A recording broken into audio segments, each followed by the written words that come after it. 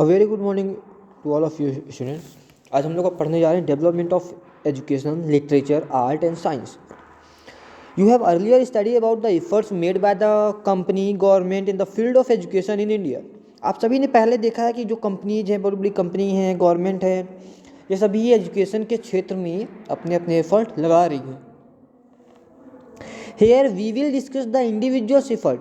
अब हम लोग कुछ इंडिविजुअल्स के एफर्ट के बारे में पढ़ेंगे कि एजुकेशन के लिए इंडिविजुअली किस प्रकार से एफर्ट लगाए गए।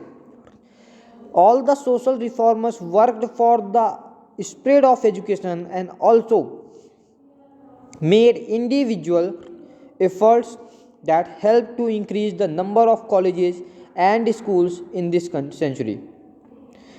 इसके बाद इस सेंचुरी तक आज तक बहुत सारे ऐसे इंडिविजुअल आए, बहुत सारे ऐसे सोशल रिफॉर्मर्स आए जिन्होंने एजुकेशन के विस्तार के लिए काम किया, नंबर ऑफ कॉलेजेस बढ़ाने में हेल्प की, स्कूल बढ़ाने में हेल्प की। paucity of funds could not encourage the primary education and so there were no primary schools in most of the Indian villages and consequently most of the children were deprived of education। आप सभी को अच्छे से पता है कि बहुत सारे ऐसे विलेज हैं जहाँ पे प्राइमरी एजुकेशन नहीं हो पा रही है, स्कूल्स नहीं है, प्राइमरी स्कूल्स जहाँ पे प्राइमरी एजुकेशन दी जा सके। The Indian reformers founded a national education council to lessen the effect of British impact on educational centers and policies। जो इंडियन रिफॉर्मर्स हैं उन्होंने क्या किया, नेशनल एजुकेशन काउंसिल फाउंड किया, मीन्स उसको बनाया, टू लेसन द इफेक्ट, क्या कम करने के लिए, जो ब्रिटिश इम्पैक्ट था एजुकेशनल सेंटर और पॉलिसीज में उसको कम करने के लिए। विद्यापीठ वर इस्टेब्लिश इन बनारसी एंड अहमदाबाद एंड जामिया मिलिया इस्लामिया इन अलीगढ़। यहाँ पे क्या हुआ, विद्यापीठ का स्थापना की गई। Pandit Madan Mohan Malaviya founded Hindu university in Banaras and Rabindranath Tagore Vishwa Bharati इन शांति निकेतन।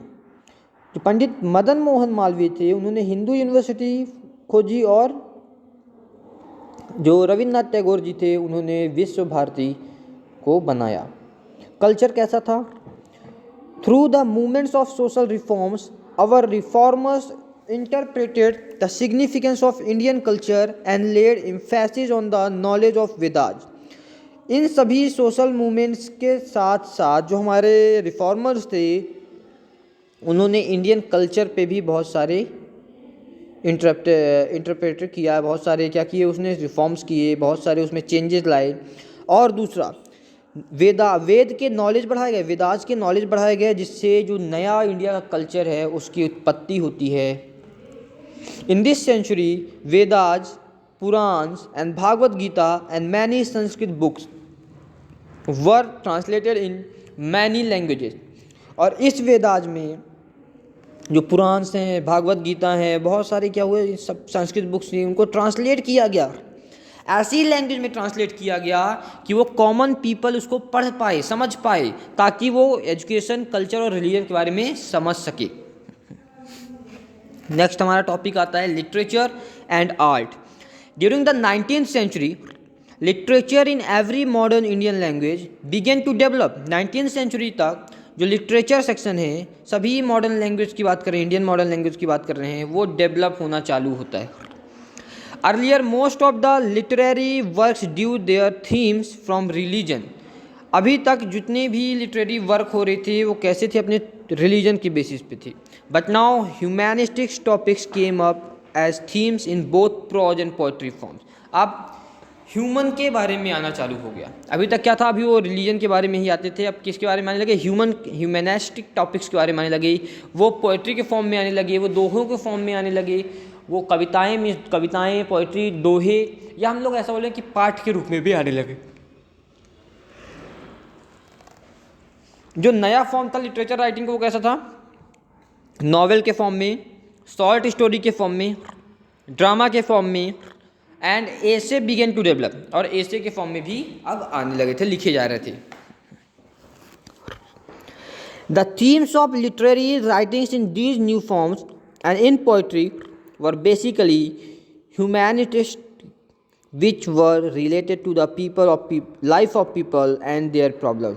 अब ये जो पोइट्री के फॉर्म में बताया जा रहा था वो बेसिक इन्फॉर्मेशन दी जा रही थी, कैसे किस प्रकार से लाइफ चल रही है पीपल्स की, किस प्रकार से पीपल सर्वाइव कर रहे हैं और उनकी प्रॉब्लम्स क्या है, इसी को इन्फॉर्मेशन दी जाती थी।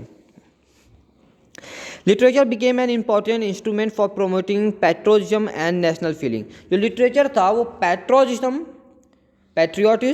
और नेशनल फीलिंग है इसको बढ़ाने के लिए एक मेन क्या बन गया था, इंस्ट्रूमेंट, हथियार बन गया था। The regional literature promoted reformative ideas and raised voice against injustice. जो रीजनल लिटरेचर हुआ करते थे वो रिफॉर्मेटिव आइडियाज़ आते थे रिफॉर्मेशन करने के वाले, और जो इनजस्टिस हो उसके खिलाफ जो आवाज़ थी वो इन्हीं लिटरेचर्स के थ्रू बोली जाती थी। सम ऑफ द ग्रेट राइटर्स, उस समय के जो ग्रेट राइटर्स थे वो कौन से? गुराजादा अप्पा राव इन तेलुगु, हरि नारायण आप्टे मराठी, कुमारन आसन Malayalam, Fakir Mohan Senapati Odia, Subramanya Bharati Tamil, Nemchand Barua Assamese, K Venkatappa Gaudapatta, Mohammad Iqbal Urdu. They contributed greatly in awakening culture. इन्होंने बहुत ज़्यादा कंट्रीब्यूट किया था इस सोशल फीलिंग को बढ़ाने के लिए, कल्चरल को जागरूक करने के लिए, फिर से उसमें चेंजेस लाने के लिए। Important development took place in the field of art. Rabindranath Tagore and other artists tried to revive the classical Indian tradition of painting। अब जो रविन्द्रनाथ टैगोर थे और भी अदर आर्टिस्ट थे, उन्होंने क्या किया, ये राइटिंग वाला सेक्शन तो चल रहा था, उन्होंने क्या काम कर दिया, उन्होंने पेंटिंग, क्लासिकल पेंटिंग जो हुआ करती थी उसके माध्यम से अब बताना चालू किया, उसको थोड़ा सा बढ़ाना चालू किया। This was later known as Bengali style of painting, और बाद में इसको बंगाली स्टाइल ऑफ पेंटिंग के नाम से जाना जा गया। Raja Ravi Varma painted legends from Indian epics and myth.